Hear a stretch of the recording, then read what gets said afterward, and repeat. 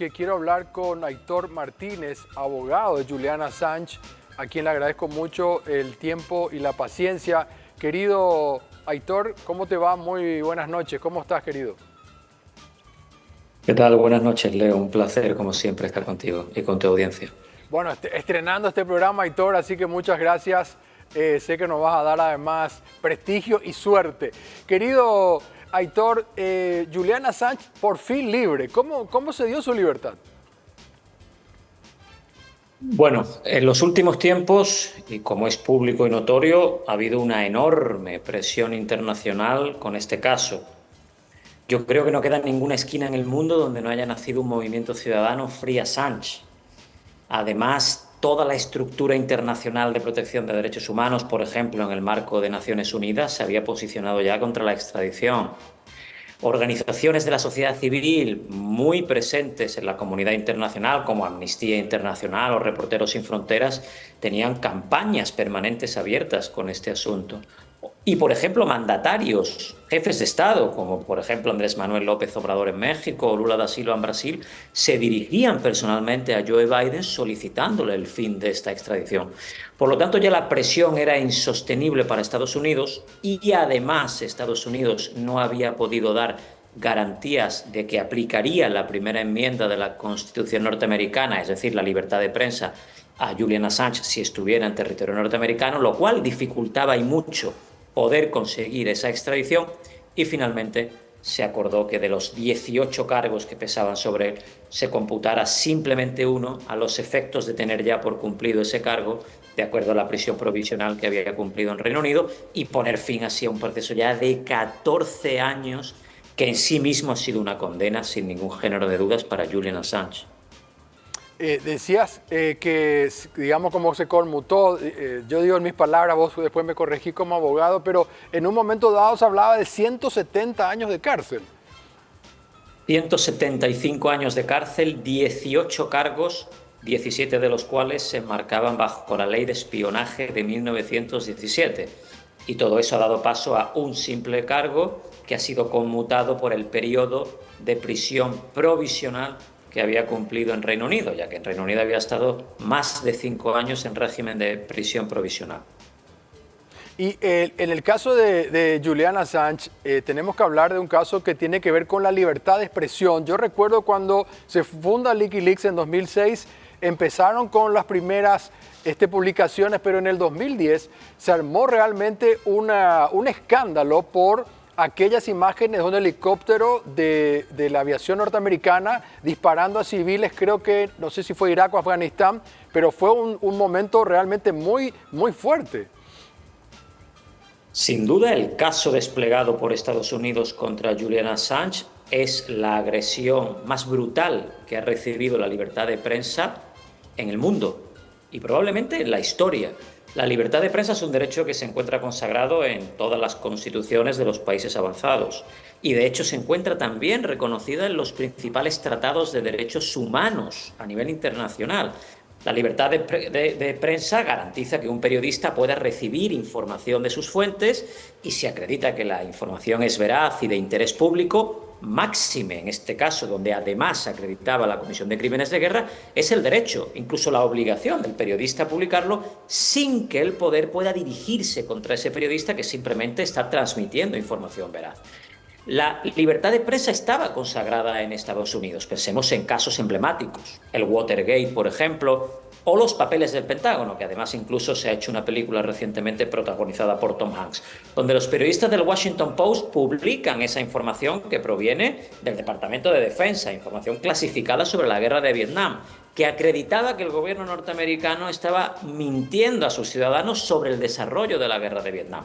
Ningún periodista fue procesado por publicar esa información. 50 años después, en lugar de presenciar cómo la libertad de prensa está consagrada en Estados Unidos y en el mundo, hemos visto una agresión brutal a esa libertad, hasta el punto de que se ha intentado equiparar a un periodista a un espía.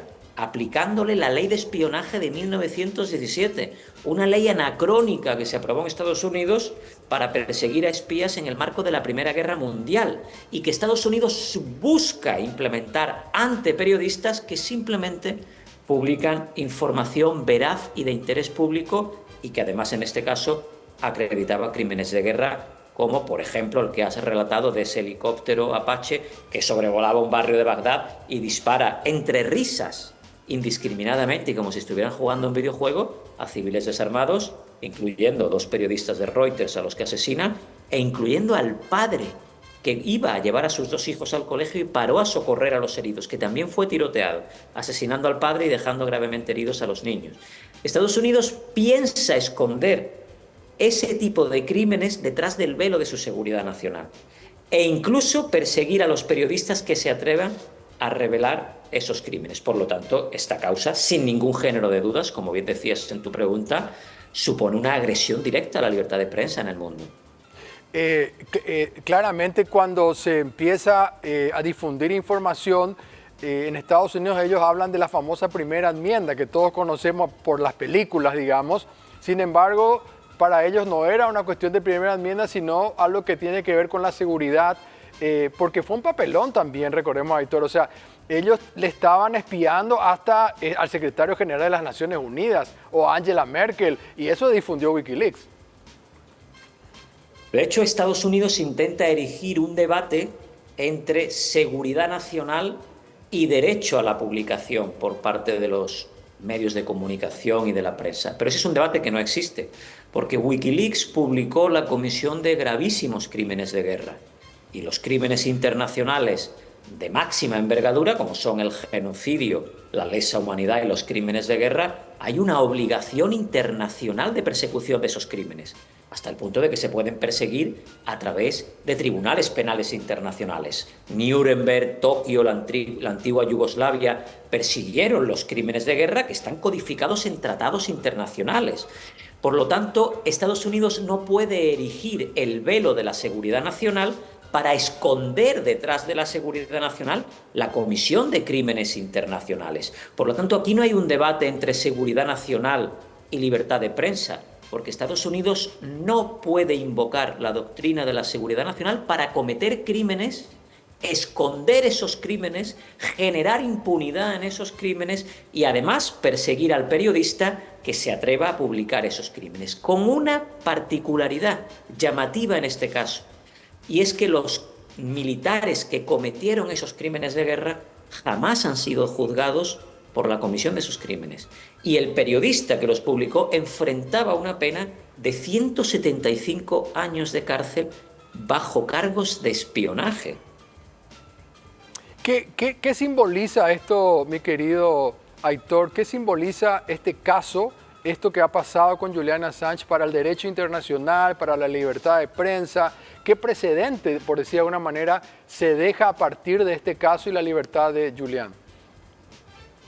Pues hay una conclusión positiva y una conclusión negativa. La conclusión positiva es que una ola de presión ciudadana, de presión de la sociedad civil es capaz de doblegar incluso a los peores monstruos. Recordemos que esta era una causa que se dirigía en el distrito este de Virginia, un distrito cuyos jurados están normalmente dominados por los servicios de inteligencia que tienen sede en Virginia.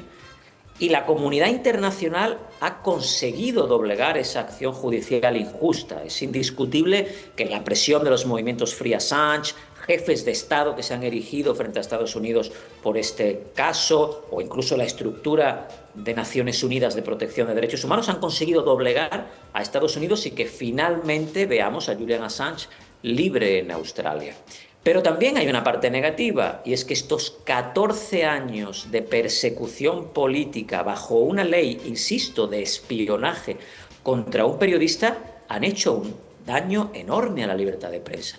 Y la conclusión negativa es que hemos constatado que la libertad de prensa no está ni mucho menos consagrada en el mundo, sino que tenemos que seguir peleando por garantizar la libertad de prensa, porque no solo protege a los periodistas, no solo os protege a vosotros en vuestra labor, sino que la libertad de prensa es una garantía para las democracias. Las democracias se basan en la rendición de cuentas de los gobernantes frente al pueblo.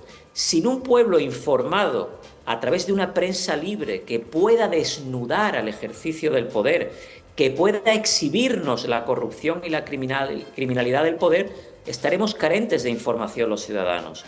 Y las democracias discurrirían por una senda totalitaria en la que no podríamos fiscalizar la conducta de nuestros gobernantes. Por lo tanto, tenemos que seguir luchando por consagrar la libertad de prensa en el mundo, porque no solo es una garantía de los periodistas, sino que es una garantía de todos los ciudadanos y de la democracia en sí misma. ¿Cómo se encuentra Julian Assange? ¿Cuándo hablaste con él por última vez? ¿Está ya con su familia? Hemos visto fotos en Australia. No sé si está el padre con él, la esposa. ¿Cómo se encuentra?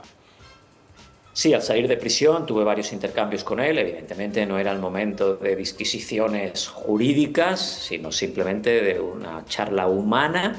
Bueno, es una persona que llevaba 14 años privada de libertad en una u otra forma. Primero con una prisión provisional en diciembre de 2010, cuando fue detenido en Londres, después con un arresto domiciliario mediante una tobillera telemática, posteriormente por casi 7 años en la Embajada de Ecuador en Londres, sin acceso a la luz solar, sin acceso al aire fresco, en condiciones infrahumanas que fueron determinadas por Naciones Unidas como de detención arbitraria, y por último, en un régimen de una prisión durísima de máxima seguridad en Londres, Belmarsh, que es conocido como la Guantánamo británica.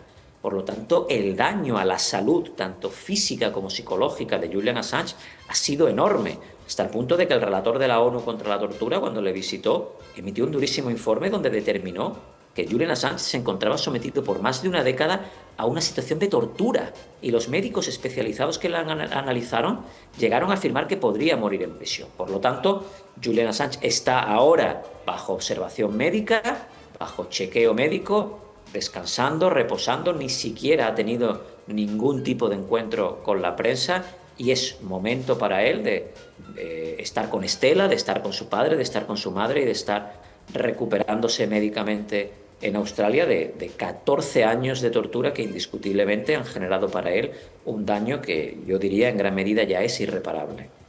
¿Él puede tomar algún tipo de demanda contra alguien, contra el Estado norteamericano, contra esa cárcel que me decías en Londres? ¿Él puede tomar alguna acción? ¿Ustedes como abogados están pensando en una reparación histórica, económica, lo que sea?